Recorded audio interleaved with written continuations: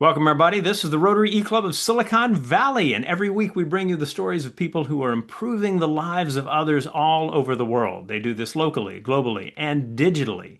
The they in this regard is the set of people who belong to Rotary International, Rotarians, as we call them ourselves. Rotary is a service organization. It's been around about 120 years, and it is distributed among 1.2 million people in 36,000 clubs, all of whom are excited to be able to find ways to improve their communities near and far. Our club is both online and asynchronous, so it is a highly flexible model for being part of a group that gets together in order to celebrate the really, really cool and interesting things people are doing to benefit society as a whole. And so if you want to learn more about us, go to rotary.cool. And if you want to learn more about Rotary, go to rotary.org. We hope that you'll take a look and take an interest, and that you will be inspired by the kind of stories that you encounter here to be able to make a difference in the lives of others where you are as well. Part of what we do as a club is to highlight a really amazing breadth of stories in terms of what people are doing to make the world better. And in this case, we're going to be talking specifically about the oceans and the kind of partnership that can happen between nonprofit organizations to find really creative ways to address things that might be a very big problem. As always, you can read the bios for our speakers by pausing and going down on the podcast page or YouTube page or up on our Rotary.cool page and find out more about the people that we've got joining us. But I will jump right in and welcome Meaghan and Nam to the Rotary E-Club of Silicon Valley. It is great to have you with us. Meaghan, take it away. Thank you so much, Rushton. Illegal fishing, protecting our oceans. Okay, some of you might be asking, why do you even care? Well, the ocean is the Earth's life support system. It gives us the air we breathe. You can thank the ocean for the oxygen and every other breath you take. It gives us the food we eat, providing essential daily protein for 3.5 billion, that is with a B, people. That's nearly half the world's population. And it acts as the Earth's climate control system. It absorbs 90% of excess heat trapped by greenhouse gases and absorbs 30% of human-caused carbon emissions. So in short, no ocean, no us. And it is in trouble. We've lost 35% of the Earth's mangroves in just 2 decades. A quarter of all marine mammal species are in danger of going extinct, along with 6 out of the world's 7 sea turtle species. And coral reefs, the nurseries of the ocean, where a quarter of all marine life lives, are bleaching and breaking down under stress, being destroyed. Now, you might ask, what causes all this? One major contributor is what we're here to tell you about today: illegal fishing. 1 out of every 5 pounds of fish are caught illegally, feeding a black market valued at more than $23 billion annually. So now that you're convinced that stronger protections of our ocean are essential, I'm going to turn the microphone over to Nam to introduce you to AI2 and share a story of how nonprofit organizations work together to make thriving ocean a reality. All right, thanks, Megan, for the introduction. So my name's Nam, and I'm from the Allen Institute for Artificial Intelligence, or AI2. AI is in the news a lot lately, and not always for good things. And I'm here to share a story of how AI is making a very, very positive difference in the environmental space, and specifically against this fight against illegal fishing. So I run the Skylight program at AI2, which is focused on this mission. So how can AI help with this problem of illegal fishing? There is a very specific niche, and Megan, you can go to the next slide, that AI can play. Specifically, I'm trying to answer the question of where is fishing happening, right? Like, where is it happening? Where is that fishing particularly damaging? Where might it be illegal? And not only that, but making sure that data gets to the people who need it and the people who can do something about it. So Skylight takes all the data that we can find from both mostly public sources, some commercial sources, and tries to create a map of where boats are conducting activities. And then you may or may not know, but there's lots and lots of boats in the water. So our governments today have a lot of data that they have to process to figure out where fishing is happening. And this is a perfect pattern and problem where AI can make a difference. To go to the next slide. What we do is we take all that data, so it comes from ships voluntarily transmitting where they are on a system called AIS. And then we also take satellite imagery that's publicly available and captures boats, even if they don't want to transmit where they are. And we kind of do a math problem. The ones we know, we take out the ones we don't, and we're left with who might not want to be seen. And so in the Skylight product, we're showing essentially where boats are and highlighting when they might be fishing or when they might be doing other important activities to illegal fishing, such as transshipping, so moving fish from one boat to another boat, or refueling fishing vessels out at sea so that they can keep fishing for months and months on end. So that's about Skylight. Without going too far into the weeds, we had a really successful news story that happened in the illegal fishing space a few months ago. And I want to use that example to talk about where technology helps, but also where it plays a very small, humble role. So you can move on to the next slide. So this is a news story that came out in January about 16 boats that were arrested and prosecuted for illegal fishing in a protected area off the coast of Panama. So what happened here in this, and what the news story captured, was that several boats were, specifically long-lining vessels, were working off of a marine protected area in Panama, and they were found to be fishing without authorization. And the Ministry of Environment in the Panamanian government received intelligence from a coalition of nonprofits, as well as from their technologies, including Skylight, where they were able to confirm with more confidence that these were in fact fishing vessels and they were in fact fishing in the wrong place. Ultimately, this led to an arrest where they actually arrested these vessels. And this was a historical arrest. It was the largest capture against illegal fishing in the history of Panama and its work in marine protected areas. So all of us in the NGO space, but also in the government space in the country of Panama, of course, we're celebrating that. We stopped a case of illegal fishing, that this was amazing, everything worked like it should. But what this news story doesn't really capture is all the work that it took the Panamanian government and took all the actors involved to get to this spot. So on the next slide, you'll see, okay, so we've got this news story. It happened in January 2025. Meaghan, you can keep going.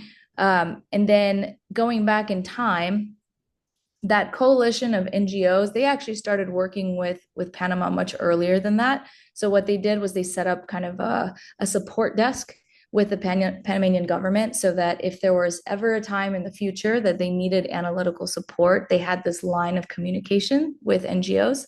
That line of communication is exactly what the government used to try to request information. So that line of communication had to be set up well before, and it was. And then a different question, even before this, how does the government even know how to use these tools? They had to be provided training. They had to understand how remote sensing data works.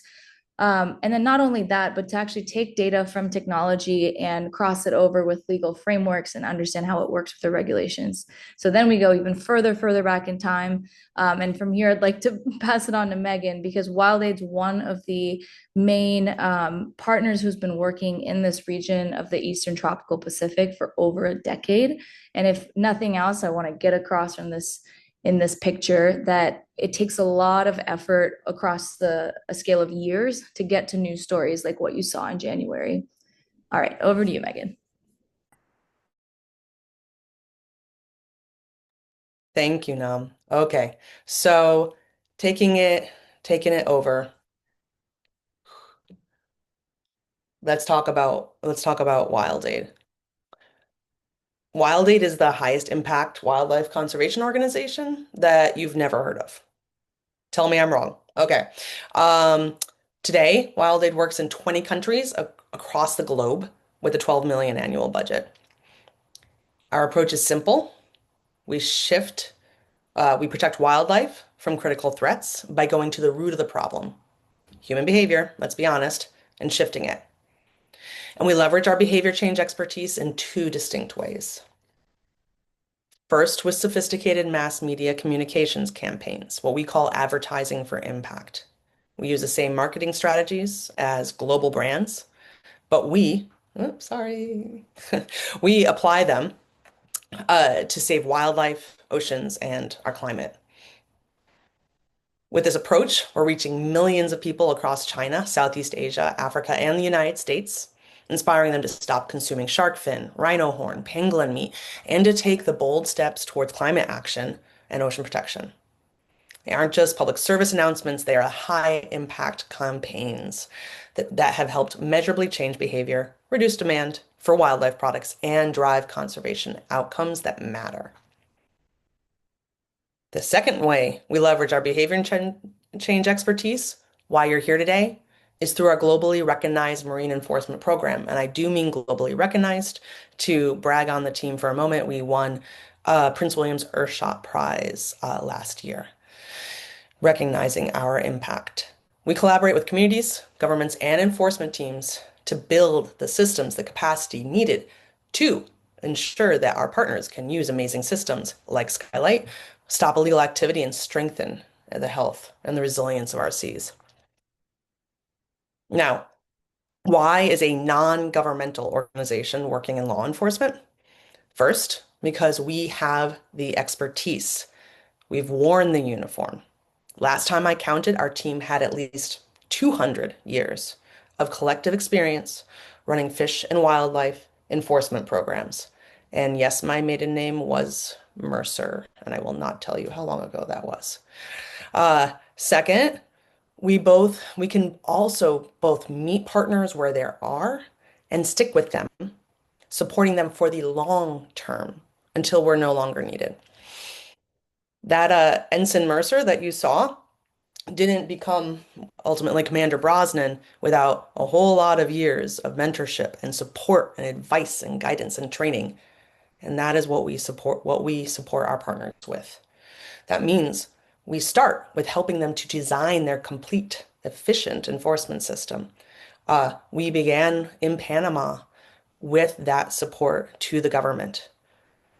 We then help them to make that design a reality with honestly, with whatever they need. If they need training support, as the Panamanian government needed, we provide it.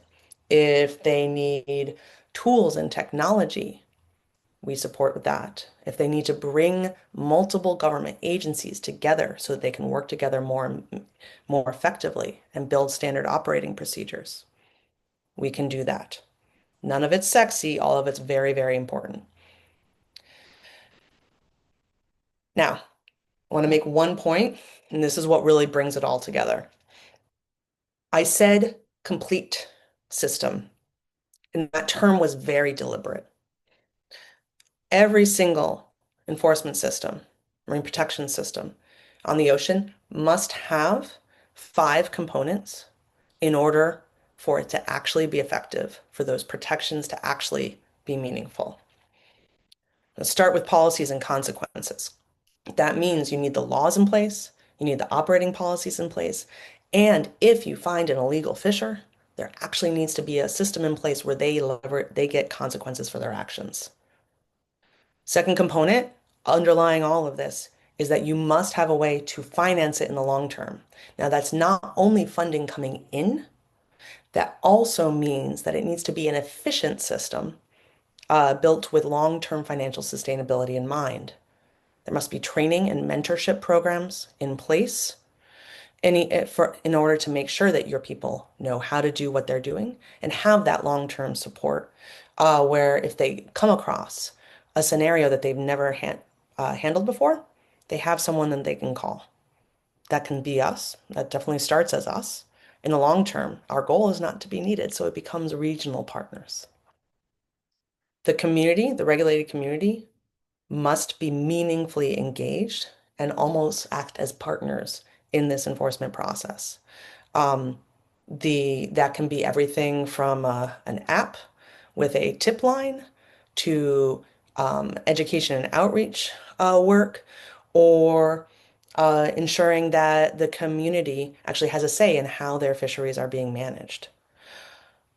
Finally, and this is where AI2 and Skylight comes in with us, each location must have surveillance and enforcement. You have to be able to find and capture the illegal fishers. Now, this can be satellite. And satellites are an incredibly important component of it, especially in such a large area as the Coiba National Park in Panama. It can also be a pair of binoculars, right? It's about, again, remember, we're talking about the properly designed system. We have supported the Panamanian government in each of these components as they're moving forward, to actually ultimately achieve year over year the systems in which government agencies are working together. They have the procedures to communicate with each other. They have the support of the JAC and of AI2 to move forward. They have the vessels and they need. They have the aircraft they need. They have the procedures they need. They know how to gather the evidence. They know how the prosecutors know what they're going for, right? You're bringing in all of those systems together to ultimately have that work. And it works, as that last case demonstrated. I believe that was my last comment. Nam, should I go? I'm not sure if I should go to the last slide now or later, but I like to leave it here because that is the fact that conservation is a team sport is an underlying theme of all of our work. Multiple government agencies, multiple nonprofit partners, uh, multiple supporters. We're all coming together to make these things possible. Excellent. Well, Meaghan, Nam, I am excited for us to get into the questions and answers. The first thing I'll do, though, is uh, just introduce the people that we've got on the recording. So when I call your name, just wave, and that works just fine. In addition to our speakers, we have from our club, Shags Chagrin in Walnut Creek. We have got guest Alyssa, also with WildAid. And my name is Rushton. I am in San Jose. So to dive right in, and let's go ahead and stop sharing for the moment. Let's kind of jump into the idea of the partnership that exists with governments. So this is a question for you both. Meaghan, you are a Coast Guard commander. Nam, you were the data scientist for the mayor of Seattle, I believe. You've had experience working with governments. What are some concrete examples of how that communication allows WildAid to do what it does in partnership with AI2? You want to start now? Sure. Yeah. Maybe just from the a technology perspective, I think Meaghan will have a bigger perspective. But from a technology adoption perspective, which is what I had the most experience with, working with a government, you have to be really empathetic to where they're sitting. One, that they've got this huge obligation to the general public. They can't just experiment or try things out the way, might be able to in the private sector.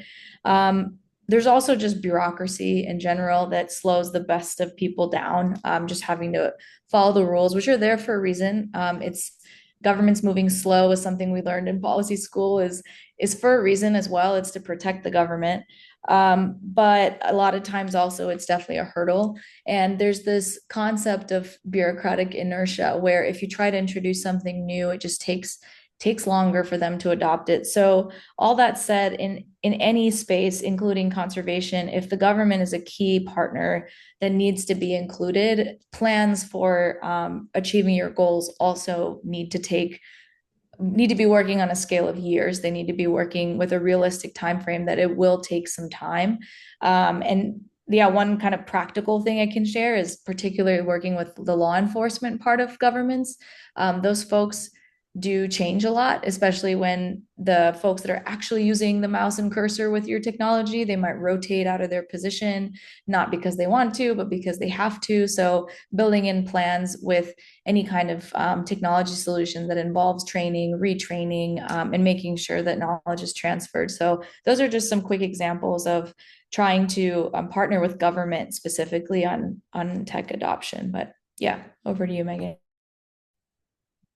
So only thing I'd add to what she already had there was that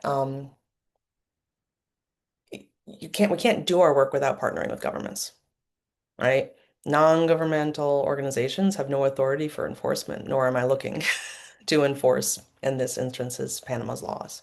We are looking to make Panama's job easier so that they can achieve the vision they have faster. Um, that means that WildAid, our approach, and this is organization-wide across our communications campaigns and our enforcement work, is a fundamentally supportive organization. You're not going to see us coming out and publicly criticizing governments. And that is because that is not our role in the ecosystem of nonprofit work. Our role is to be the trusted partner for those governments so that we can help them achieve those visions. Last point I'm going to make, I get all the time questions asked about, um, well, like, is there actually the political will? What about corruption? You know, um, and the short answer is yes, that absolutely exists. There are ways to uh, identify when that is a likely issue and avoid it, avoid interacting with corrupt individuals whenever possible.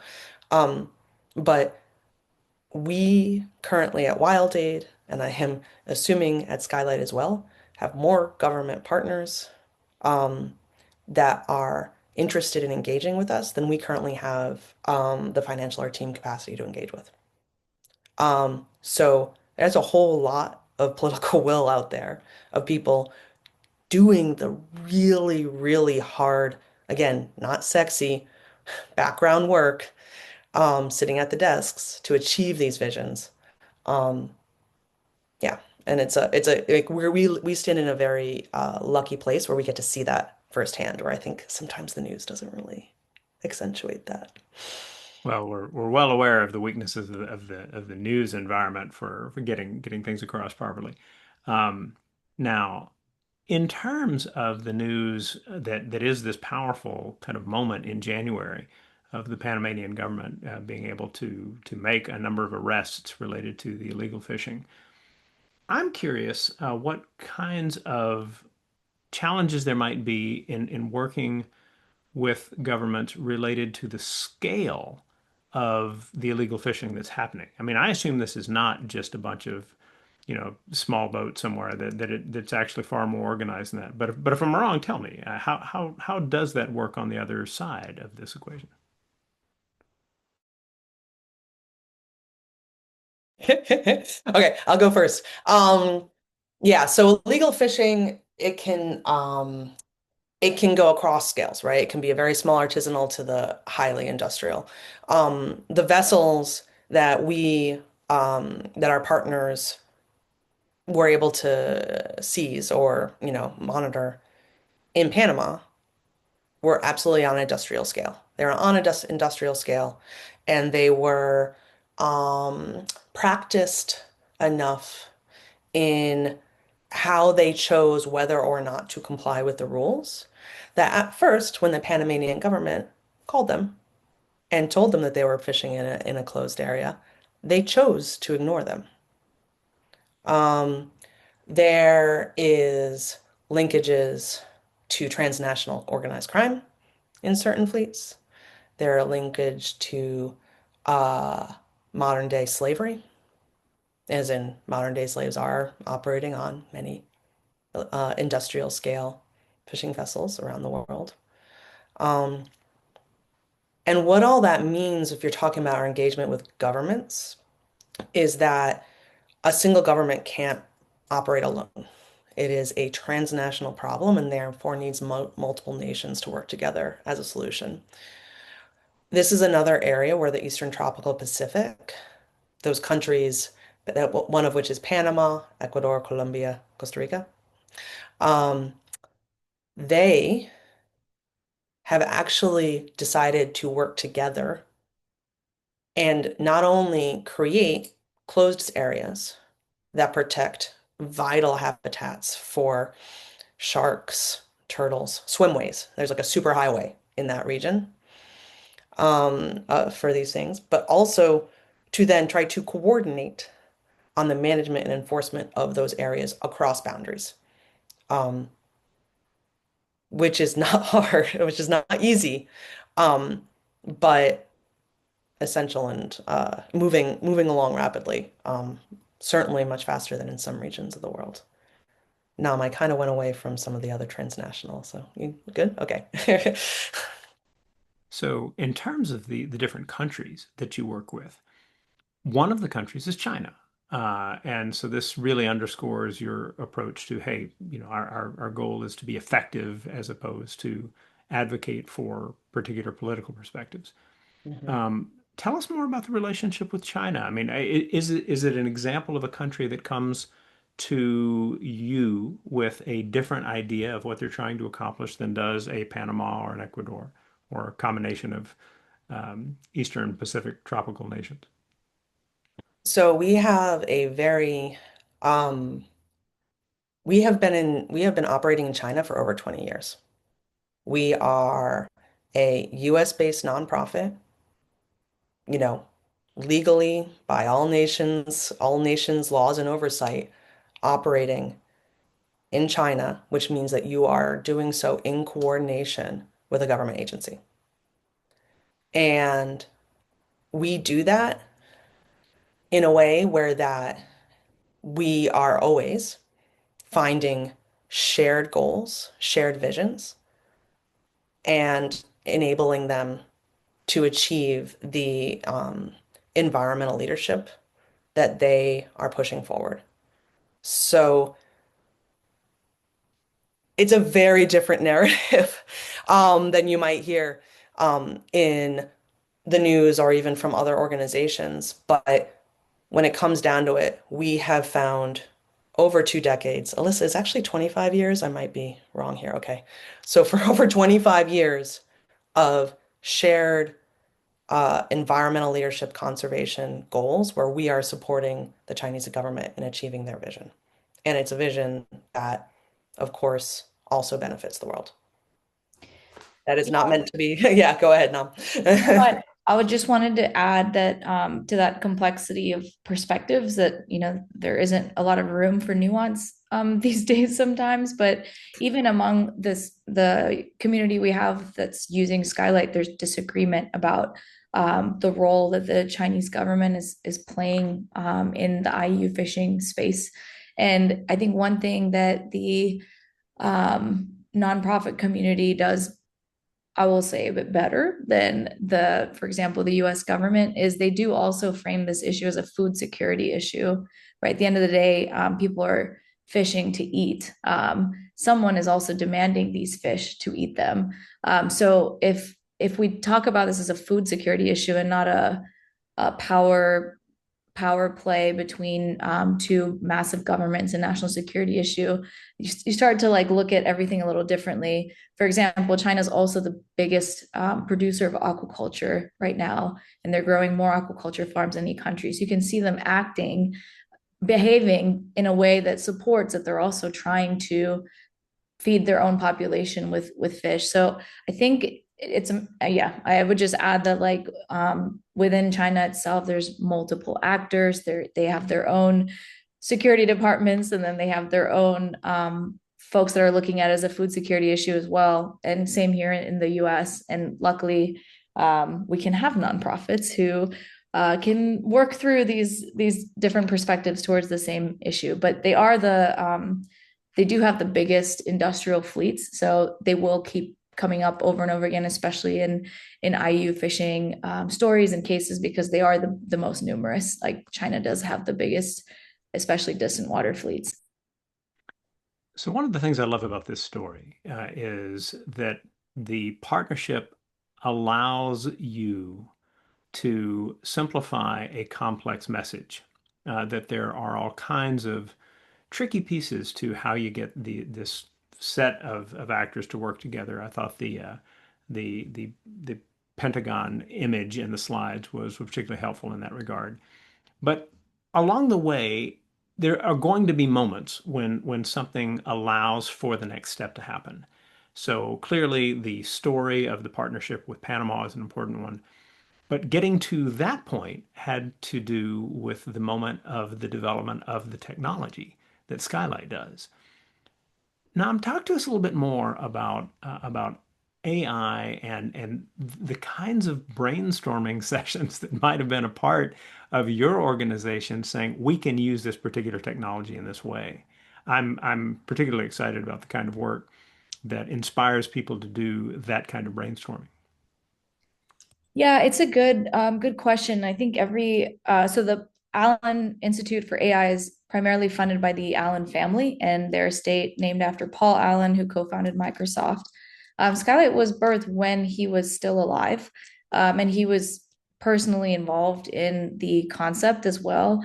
I think this is me repeating secondhand, so take it with a grain of salt. But I think the general idea was he was as a technology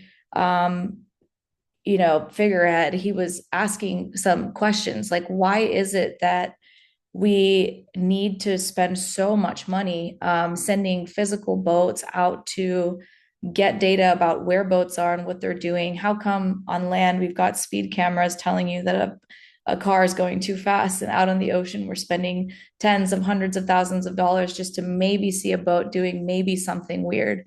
There's got to be a way to use satellites to help capture more data, capture more information, and in the best case scenario, maybe even start the enforcement process and to do all this more efficiently. So I think he had just an authentic question about the space looking in from the outside of why does it feel so expensive? And since then, I would say our program has found that his question it's a good question, and we need to keep asking that to ourselves because we're primarily focused on under-resourced governments. So we're looking not really at the US or Australia or China or New Zealand. We're looking at pretty much all the other coastal states, and to wait for them to get all the boats they need, all the planes they need, wait for them to have all their policy frameworks in place is also unrealistic for how quickly fisheries are collapsing. So WildAid needs to keep doing the work they're doing, as well as the governments themselves. And in the meantime, on the technology side, we're trying to see if we can help leapfrog some of the traditional ways of gathering data, make that part cheaper so that we can meet somewhere in the middle and try to help with fisheries and help fish stocks sooner than the traditional way of doing enforcement and compliance. Yeah, I'll just say, okay, I'm trying not to date myself, but like I started in the enforcement space when there was no way that satellite information, well, was even open source or could be brought at the cost it is now. And I, over the years, had consistently been told, oh, well, that's an easy, especially from a Silicon Valley perspective, where folks can see a problem and say, that's a very simple solution. Someone will do that. Oh, you need an app that allows you to easily capture the data when you board and inspect a vessel. And it needs to be user friendly in a developing country context. That's easy. Someone else will develop that. Well, I'm the dumb enforcement officer that was trying to use things, and I can tell you that no one was developing it.